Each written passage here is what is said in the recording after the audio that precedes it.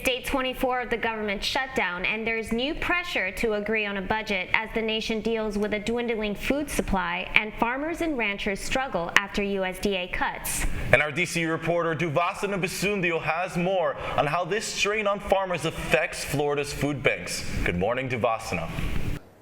Good morning, Anthony and Brenda. I touched base with FarmShare, a statewide food bank that is in partnership with Florida farmers. I also spoke with Salvation Army Miami, which has been experiencing a dwindling food supply because of previous USDA cuts.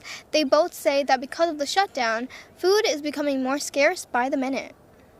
Our lines seem to be getting longer. Unfortunately, we're headed into a man-made disaster situation with the food. Major Gene Hogg is the area commander for Salvation Army Miami. He says limited USDA services to farmers are impacting the organization's ability to feed low-income families in South Florida. One service, the Emergency Food Assistance Program, also known as TFAP, purchases produce and proteins from U.S. farmers for distribution to low-income households through food banks, food pantries, and soup kitchens. We are forced not to have the nutrient-dense meals that we're normally passing out, right? Because we don't have the fresh produce, frozen strawberries and some dried beans.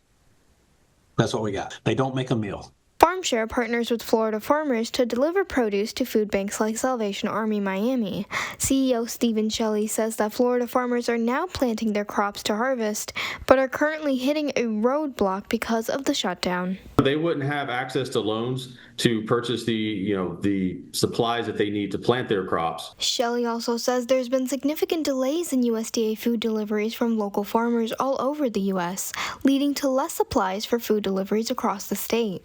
His main concern in Florida is the rural communities. The rural communities are affected kind of disproportionately.